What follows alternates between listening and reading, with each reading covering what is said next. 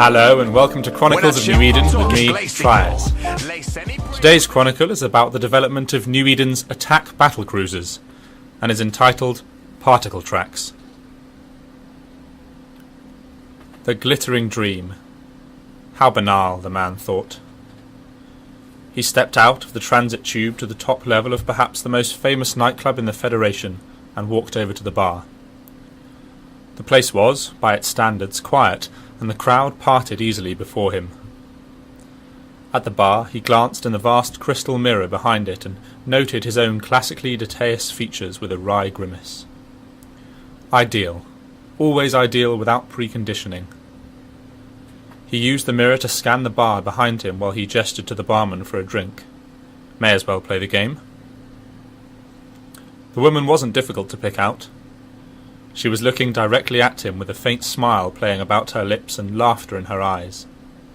He shook his head, picked up his drink and walked over to her table, set at one corner of the vast western picture window. Ignoring the breathtaking view of Kyle by night, the man looked down at the smiling woman with a frown. "I'm a busy man, Yanni, and I can do without the theatrics." The Galente smiled more broadly and gestured at the chair opposite her with an elegant and perfectly manicured hand. "My dear old friend," always the direct one, "please sit, talk with me a while, and perhaps the, theatrics, as you call them, will make a certain amount of sense." The man remained standing. "I agreed to this meeting for two reasons. First, you weren't the one who broke contract on me. Second, I'm frankly curious as to what you've been up to since the takeover. That curiosity is what's keeping me here. But it has its limits, Yanni, and you'd best come to whatever point you want to make quickly." Yanni sighed and held up her hands in a placatory gesture. "Very well, but please, sit," she said. "After all, it will be easier on both our necks, no?" The man grunted and sat down in the indicated seat, at right angles to the woman. He took a sip of his drink, raised his eyebrows and looked at Yanni with renewed interest. "Good, yes?" "Surprisingly good. This is part of what I want to talk to you about. Let me thank you for coming here. I realize you are taking something of a risk. Minimal," the man interrupted. "Well, just so. But by coming here you put yourself on my home ground, so to speak, and I appreciate this. Rare is the chance to destroy your enemy away from his home. Therefore consider his home your ideal ground." The Talos-class battlecruiser banked around the wreckage of its erstwhile target, riding out the shockwave effortlessly as its blasters swiveled back to the centre line. The rock pilot was still cursing over the local band, but he must have understood he hadn't stood a chance, just thrown in the multi-scenario mix along with the rest. The Talos pilot smiled in his mind. Pride was a notorious failing of his kind. He'd fallen prey to it enough times himself. Kind of pointless to get upset in here, though. Ah, the controllers were speaking into his mind again. Annoying, like a rasp on the skin. Something artificial to him, not like the Neocom. What's that? They wanted him to take on a Drake in close quarters. He locked down the reflex reaction. This was a job. They were paying, and what did it matter in the end? Maybe the Drake would be a suboptimal fitting. Heavy missiles and Slaver's breakfast shield tank, perhaps. Even so, he didn't fancy his chances. These basic one-on-one scenarios annoyed him. Okay, they happened, sure. Every variation happened. He guessed that was the point. He was slated to continue testing for a few more days. Real time. That was a lot of scenarios in here. He groaned inwardly, partly at the thought of the grind he'd just realized lay ahead of him, partly at the sight of the Drake accelerating to meet him. Damn. Rare is the chance to destroy your enemy away from his home. Therefore consider his home your ideal ground. Well now, Analects of the Rata Empire? No, the war commentaries of Dus Ruvenor. More appropriate to this setting, surely. The man suddenly grinned, but the smile didn't reach his eyes. Your point is well taken. In fact, it's more relevant than you realize. Yanni, those limits I spoke about. Of course. First, do you require any further guarantees of security? No, get on with it. As you wish. No doubt you're aware of the latest arms race between the core empires. I'm aware of many arms races, Yanni. I make it my business. You know, all this may not take much time out there, the man gestured vaguely upwards, but it does take some time, and yours is running out. Understood. I'm speaking of the new battlecruisers, these fast attack heavy hitters the Empire have decided are the new paradigm in warfare they're going to try out. Oh, those. Yes, of course I know about them. What of them? The woman smiled and unfolded her hands. The Tryaz noticed that she was wearing an exquisitely cut and polished black gemstone on her left ring finger. Despite himself, he smiled too. You're familiar with the pattern of this particular escalation. The Amarr came up with the Oracle, a ship design quite out of character for them, and the rest either dusted off some old concepts or rushed new designs through. We've seen this kind of thing before. The man sighed inwardly, but gestured to Yanni to continue.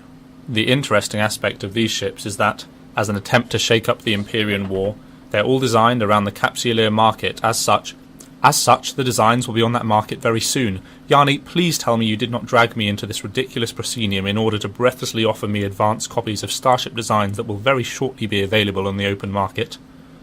Please tell me you do not take me so lightly that you imagine I do not already have copies of said designs. And please, for the love of the winds, tell me that you have not completely wasted my time and your own with this nonsense. Yanni sat back a moment and regarded the Tryaz with hooded eyes. Evidently, you take me lightly, old friend. The man looked down, took a sip of his drink, marvelled at the taste and feel of it once more, and looked back up at the woman. Point. I apologize. Please continue. What I was about to say is that, as warships intended to upset the balance of the Empyrean War, each of these designs have been put through a crash program of testing with Capsuleer pilots. The problem, of course, is that to test the scenarios adequately requires time. But the Empire didn't want to wait. Each of them is afraid the others will put these monsters out before themselves. What could they do? An inkling of where the woman was going began to creep across the man's mind. They tested everything in virtuality. Precisely so. More than that, they tested everything in the most sophisticated virtualities available to them. What Yanni had been driving at all along flashed the remainder of the distance across his mind and stood starkly before his apprehension like a blazon. A tank! You're talking about a tank! Magnificent, thought the pilot as he took up his position in the 10-strong attack wing of Oracle-class battlecruisers. He'd fallen in love with this new design as soon as he'd seen it in Hollow. To actually fly one, and fly alongside others, was wonderful. Well, he caught himself, not actually, but near enough. This virtuality was the best he'd ever experienced. He'd heard of the tanks, of course. Everyone with practical knowledge of naval warfare in the Empire had. Combat information virtualities capable of simulating space battles in perfect resolution, at many times the speed of reality. They were used for research, testing, and, most importantly, during combat itself. All the major powers used them, but he believed the Empire had the edge. How could it be otherwise? Knowing of the existence of a thing is not the same as experiencing it, though. Much like God, at that, he mused, before clamping down on that possibly heretical thought. He didn't think his connection with this virtuality laid bare his every thought to pulpit command, but, after all, it was best not to take chances. He brought his concentration back to the attack run. They were closing on the targets quickly, a group of 3 Typhoons. Dangerous opponents in the right hands, but they surely couldn't stand up to this much firepower. Warp tracks, a lot of them, small signals, destroyers. The Typhoons had an escort group. The pulpit channel briefly and slightly irritatingly confirmed the attack run was to continue. This was what they wanted to know, then. Presumably the scenario without the destroyers had been run in several variations already with other pilots. He'd been rotated in off a very repetitive sequence of attacks on Tempests at close range. It hadn't gone well for the artillery-equipped battleships. The pilot mentally shook himself. He needed to concentrate, treat this as if his implants and clone contract were at stake. The coming fight promised to be quite interesting. A tank? You're talking about a tank. More to the point, I'm talking about several tanks. To be precise, the Carthan Vizier Military Research Virtuality, the Devol Quantum Holography Facility, the Hyas Yoda Naval Research Cluster, and Project Dreamwalk. The last one is the rather picturesque name the Minmatar gave to their military-industrial virtuality program. Yes, I know. I also know that any one of the primary tanks operated by those organisations is as secure as any virtuality gets. I couldn't even speak for my own primary tank being as secure. Hell, the Devolve facility is an off-the-books mirror of the Black Eagle's VCIC. There's no way anyone's getting into it. Ordinarily, you'd be right about them all. As it happens, the Devolve job was relatively simple and served as a template for the others when it came to ironing out the technical details. You're joking. I invite you to consider the design history of the Talos. By Kvire! The man was sitting bolt upright now, his mind racing with the possibilities of what he was hearing. He had 1,000 questions, but as of now there were only 2 important ones. All right then, Yanni, you've got my attention. What are you selling, and what are you asking for it? The woman smiled. Let's start with the price. I recently liquidated some interests in the planetary development field.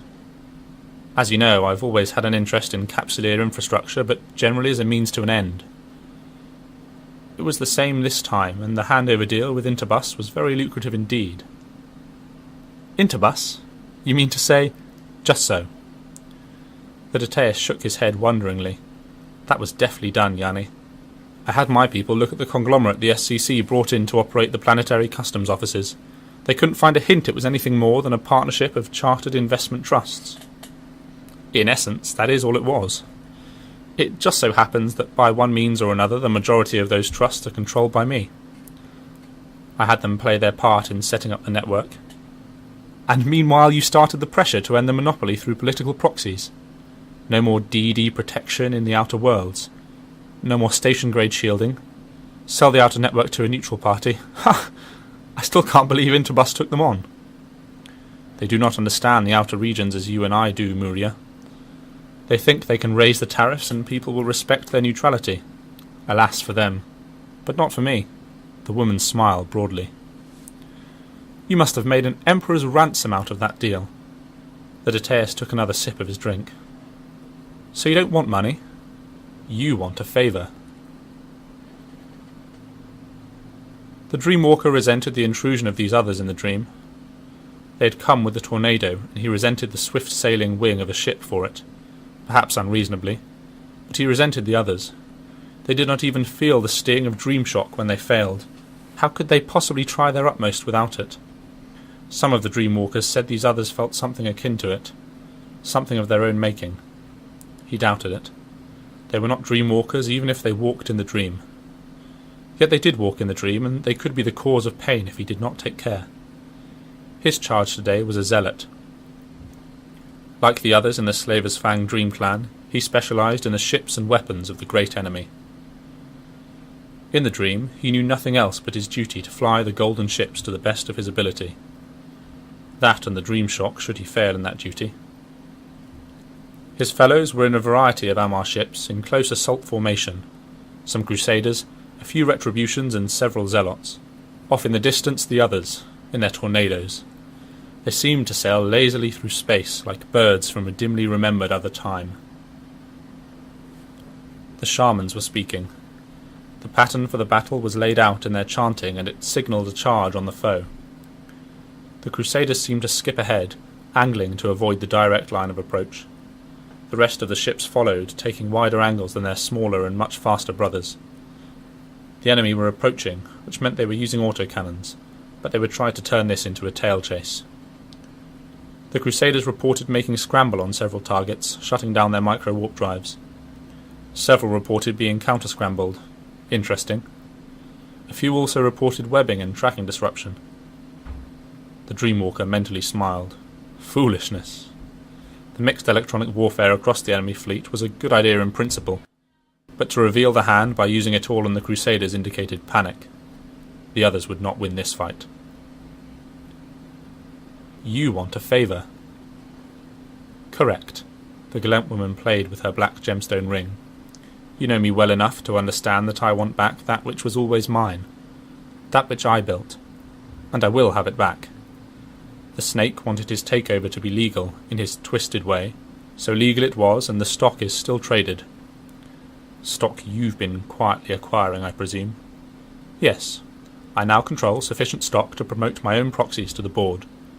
Crucially, the corporation still controls a large reserve of stock that can be issued by qualified majority decision of the board. You can't have bought enough stock to control that kind of majority. So, you're going to buy Sarpati's nominees out from under him? Precisely so. Our old foe has one blind spot. Even as corrupt as he is, so corrupt indeed that he would gladly pay for the pleasure of selling himself, his pride prevents him from realizing that a bought man, even a man he has purchased body and soul, can generally be bought more easily the second time. And you have the ready cash to do it. I think I see what the favour is. Even with you two vying for control on the market, all that gives either of you is legal recognition of sovereign ownership at the Assembly. You need enforcement, and that's where I come in, yes? Yes. I realise that you are heavily engaged with various ongoing contracts, but I'm not asking for space superiority coverage. Just as well, muttered the Detaeus. What I need is the wherewithal to board and seize the stations. Once I have them, my possession combined with the legal title and the newly coded DED grade station shield that will come with it will check the snake. I would naturally value your services under an ongoing station defence and patrol contract. I bet you would. Well, that's going to depend on what you've got to offer. They've shut you out of those tanks by now, I take it? Of course. It was to be expected that any intrusion into facilities of that kind would have a relatively brief half-life. The Galente woman shrugged slightly. Fortunately, our bandwidth was wide enough to extract a considerable volume of tank telemetry in each case. Incredible, whispered the man, half to himself. He finished his drink, the marvellous sensation cutting through his thoughts again, then looked up sharply at the woman. That's what all this is about. The man gestured around him and lifted his empty glass. As he adjusted to the virtuality, he realised that the base specs of the Naga class had changed since his last session in the tank. Okay, they'd fitted rails to it in this scenario, but that wasn't exactly a change. Ah, he chuckled. So they'd given up on that idea.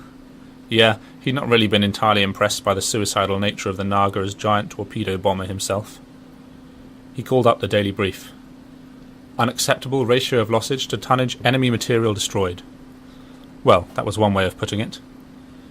Megacore technocrat speech could make Fido crap sound like a mildly annoying stain on the deck plate. So, today was a basic gunnery run. Test out the new specs with railguns. Op force was a bunch of different targets. As much variety as possible.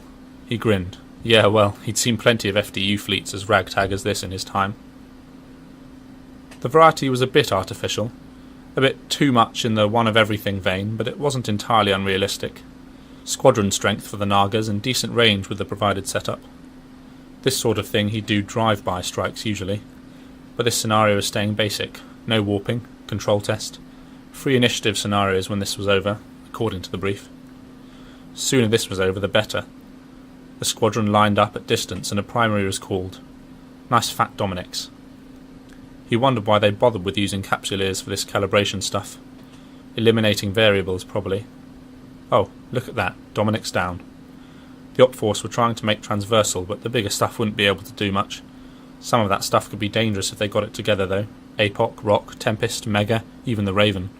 Squad commander must have taken longer adjusting than he had. This target list was terrible. He thought about saying something, then noticed the long-range stuff was yellow boxing him. Check that, they were red boxing and his shields were gone. Mentally, he grappled with his systems, even as he hoped they picked the squad commander as secondary.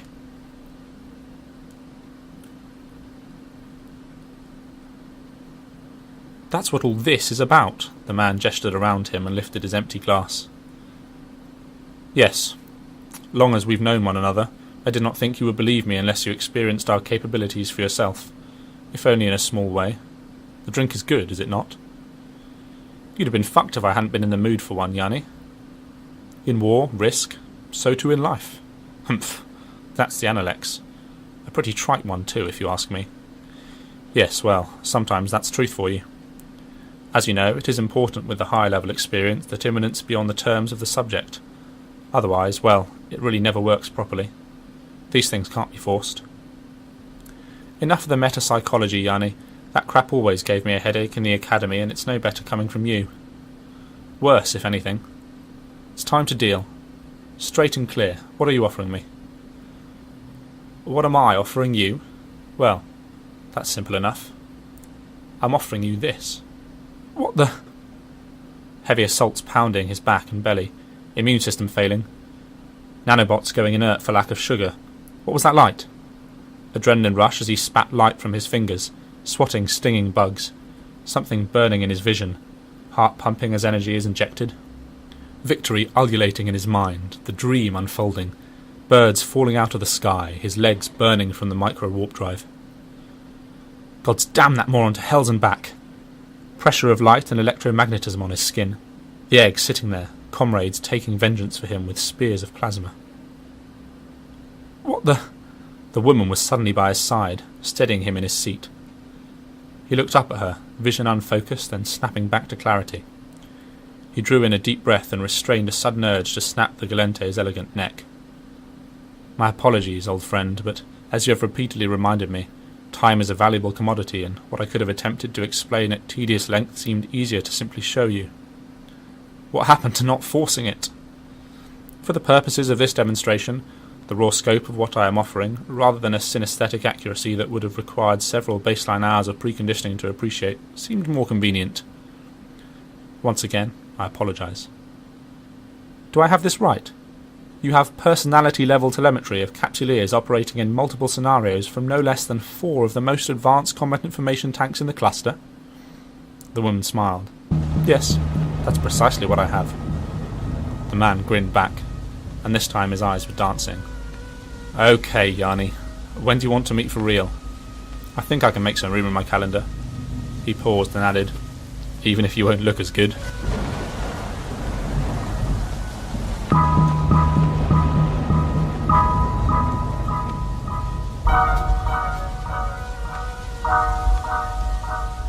You've just been listening to one of the Chronicles of New Eden, read by Tryaz. All characters, vehicles, storylines, world facts or other recognisable features are the intellectual property of CCP. CCP has granted permission to Tryaz to use these but does not endorse and is not in any way affiliated with Tryaz.